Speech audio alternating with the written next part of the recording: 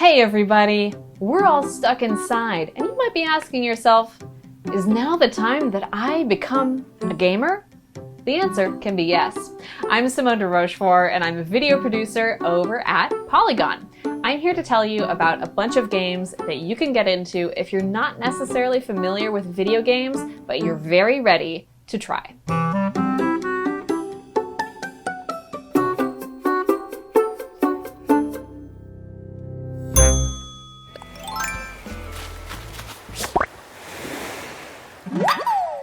You've probably heard of Animal Crossing: New Horizons, and yes, it is a very important game for this list. Animal Crossing is the best way to spend your quarantine. You are on a deserted island, you're methodically gathering fruit and catching fish and catching bugs and improving your house. It's basically everything that you would be doing if you weren't stuck inside, including talking to your neighbors.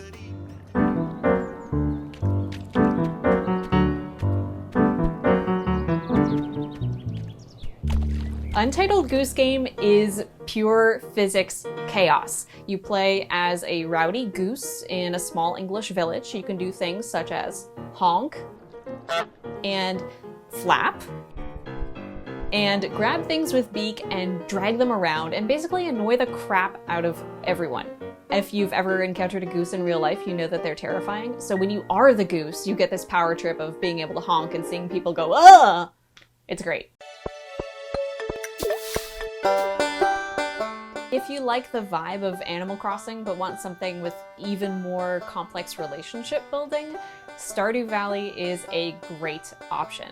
You go to this small town, Pelican Town, because your grandfather has passed away and left you his farm, and you basically come in knowing no one, make friends, plant vegetables, make money, buy animals, make cheese, all the kinds of things that I really wish I knew how to do.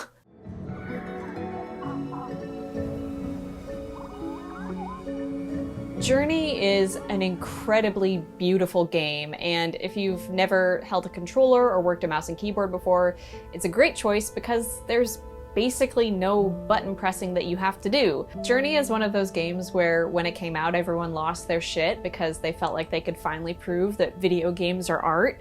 You are this scarved, hooded figure running through a gorgeous desert, trying to get to the top of a mountain. And yes, the mountain is a metaphor. Some of these categories I'm not entirely sure of. For example, ghosts are currently in the outer space section. Wilmot's Warehouse is a game that you're either going to be really stressed out by or completely love.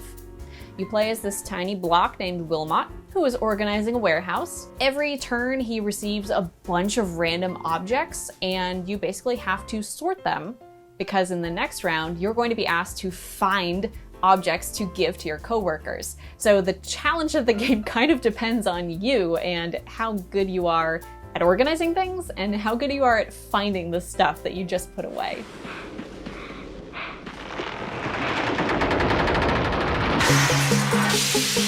Limbo and its spiritual sequel Inside are both creepy, side-scrolling platformer puzzle games. They really challenge your spatial awareness and environmental puzzle-solving skills, so it might be a little difficult if that's not something you're used to, but definitely well worth the effort.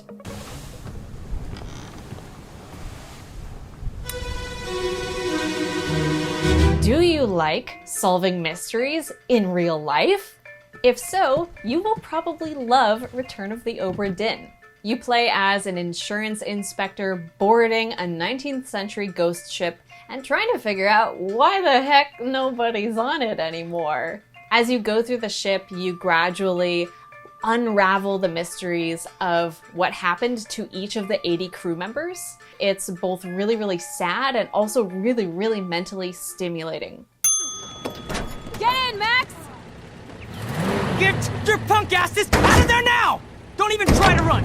Nobody! Nobody! Life is Strange is about a teenage girl named Max who discovers that she has strange time rewinding powers. Throughout this game, you're not just navigating the power to rewind time, but also the social situations in the private school that Max goes to. The tone of Life is Strange is basically like Riverdale and Sabrina with a sprinkling of Twin Peaks, which if that sounds good to you, go out, go forth, be well. Hey, do you miss going outside and walking?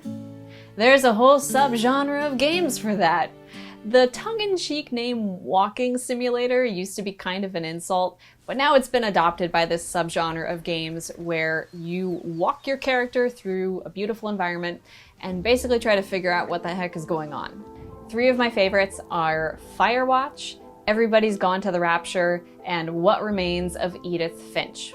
What Remains of Edith Finch is a particular favorite of mine because it takes place in this gorgeous rambling house in the Pacific Northwest, and it's all about a woman trying to unravel the mysteries of what happened to all the members of her family that have died so far. It's very poignant, very bittersweet, and it's one of the best narrative games I have played in my life. A black coffee, thanks.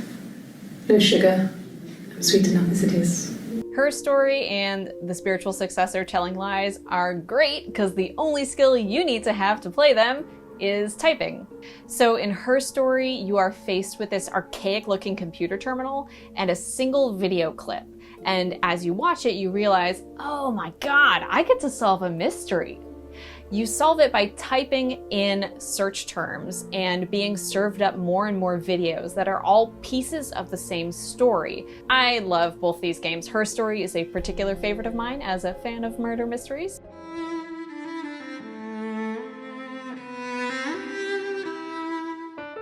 Florence was originally a mobile game, and it's only 40 minutes long, and it is one of the best games I have ever played.